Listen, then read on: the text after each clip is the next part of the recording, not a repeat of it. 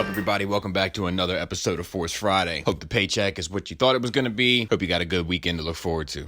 Before we get started, I just want to take a second and say thank you to everybody that's watching these videos and participating. I've been loving your comments and for the most part, positivity and enthusiasm. And that's kind of what this series is going to be about. Having some thoughtful discussions, injecting some positivity, even when we're being critical, such as we're going to be today, but not buying into the sort of toxicity that exists within the Star Wars realm on YouTube. So I will ask one more favor of you. If you love this franchise like I do, and you see a video in this series that speaks to you, that you think would do some good, I ask that you would share it with friends, in groups, wherever you think it would be most beneficial. I'm not the kind of guy to ask you to like, comment, subscribe, and all that kind of stuff. It's never really been my bag. But with this, I do kind of feel like it's important. Anyway, today we're going to talk about the space between Star Wars films. We're going to talk about the history of it. We're going to talk about the future of it. We're going to talk about what's appropriate. We're going to talk about the ability. We're going to talk about the capability, and we're going to talk about the borders and boundaries. So Star Wars A New Hope came out in 1977. 3 years later, Empire Strikes Back was released in 1980, which is a good year. A lot of things came out that year, including yours truly. I like to think of it as the year that classics were made. 3 years later, Return of the Jedi was released, and then we entered into the dark times. Now, being as though I wasn't alive for the original Star Wars, I was barely alive for Empire Strikes Back, and I hadn't even formed any permanent memories when Return of the Jedi came out, I can't tell you what that felt like. However, I can imagine that the space between Empire Strikes Back and Return of the Jedi, with Han being frozen in carbonite and Luke having a major family reveal, would have probably driven me completely mad and insane for those 3 years. All three opened to large commercial success. All three have become sort of ingrained in American pop culture. Now, from 1983 to 1997, we pretty much enter the dark times in regards to Star Wars films. And to this date, it remains the largest period of time that is passed without any Star Wars films being released. We don't mention those two here. Or maybe we will one day, but not today.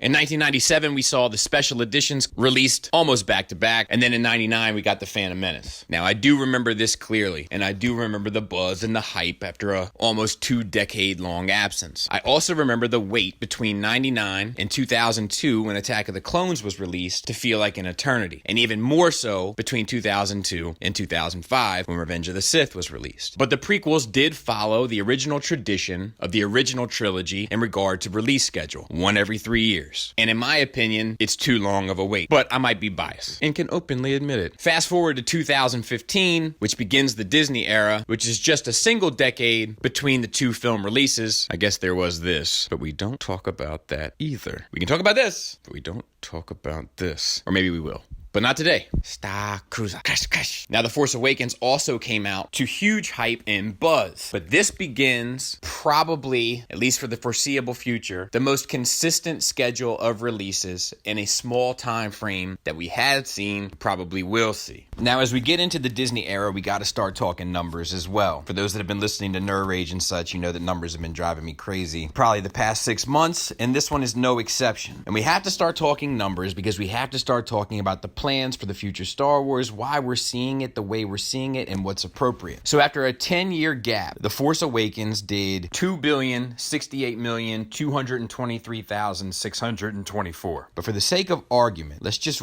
round down to the closest 100 million from here on out. Now, with a 1-year gap between The Force Awakens and Rogue One came in with not being a saga film, but rather a spin-off at $1 billion. We then have The Last Jedi, which did $1.3 billion. A year after Rogue One, 2 years after Force Awakens. A year after a spinoff, 2 years after a saga film. And then we had Solo. Solo will forever be the black eye on the Star Wars franchise in regards to financial success, which did $392 million worldwide. And then after Solo, we have The Rise of Skywalker, which is opening this December, which most expect to do crazy numbers. Now, I have a lot of criticisms regarding Hollywood and the way that they kind of do business, and this one is no exception. I believe that Solo was their attempt at testing the waters regarding the Star Wars franchise as to how frequently they could release a film and have it be financially successful. See, to this point, Star Wars was always kind of considered the bulletproof franchise. It couldn't take a loss. It doesn't matter if you put 3PO on a pair of socks or character you never heard of in a major motion picture, it was going to double its money. But not Solo. Now, after Solo, we see a 1.5 year gap between their next slated film. However, there were rumors that Rise of Skywalker was going to launch in May, and that they were going to shift the release dates from the December Christmas season to the May spring summer season. This didn't happen. And the reasoning for this is probably because these numbers reflected to corporate folks that you can't release a Star Wars film every couple months. The Star Wars films are more successful when you allow large expanses of time to pass. I'm here to argue that maybe that's not the case. Maybe, just maybe, Solo didn't perform well because, for one, they had to double their budget due to directing issues that we've already spoken about, but I will link in the description. But also because it had a terrible rollout. Just a few months prior, we had The Last Jedi come out to huge financial success, but they purposefully didn't include a trailer for Solo at the beginning of Last Jedi because they didn't want to dilute the Star Wars waters. It wasn't until months later that we saw a Solo teaser, and then more time passed before we saw a Solo trailer. The marketing for that film was just not on the level of what they had done previously. If we look at the success of Force Awakens, and we also start to think about the rollout for Force Awakens, it started in November of the year prior. That's 13 months worth of promotion, and it reaped the rewards. Solo had a few months worth of promotion and marketing, and then went up against Infinity War and Deadpool. Good luck. Infinity War, which was the beginning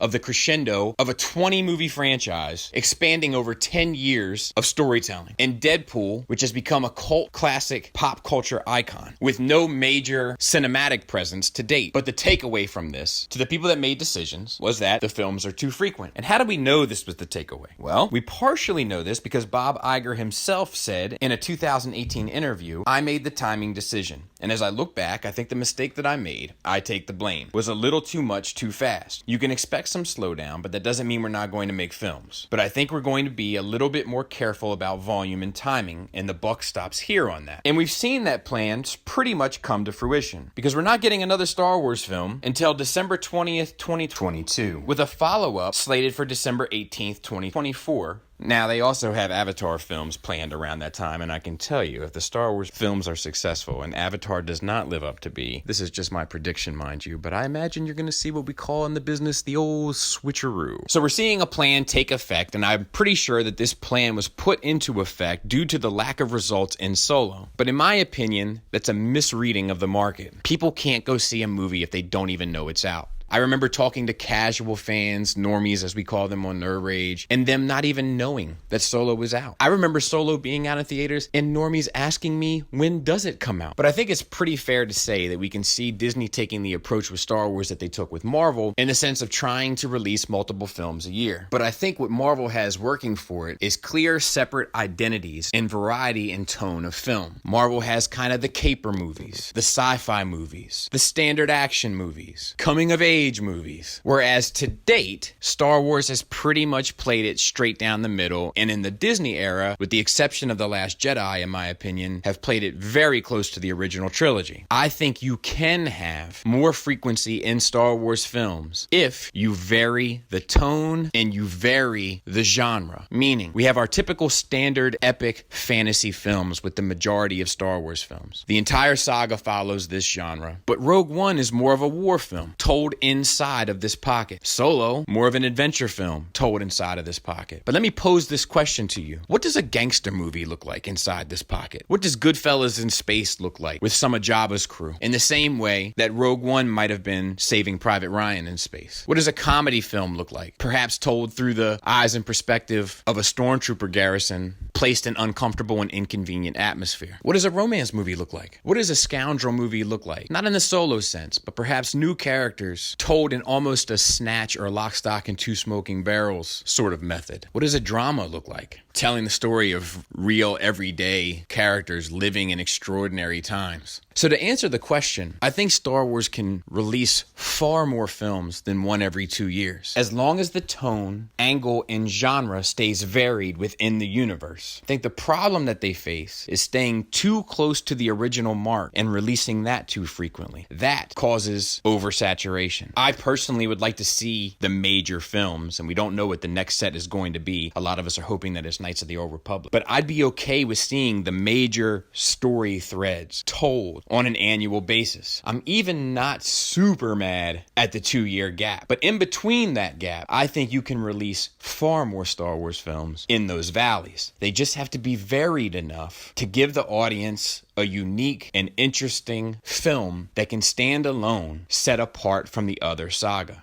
Now, the only bonus to having films spread out is that it gives Hasbro a chance to catch up with their Black Series and start injecting some different figures into the lines that aren't associated with the movie, but perhaps more on that another day. But I'm 100% on board with allowing more room and time to breathe between the films that are part of the saga tales. I just think that between those periods, you can interject with smaller, more intimate stories spun off from different time frames or story components within the story already told. In short, my view is that the issue is not frequency. The issue is variety. Thanks for listening. Thanks for watching. Until next time, take care.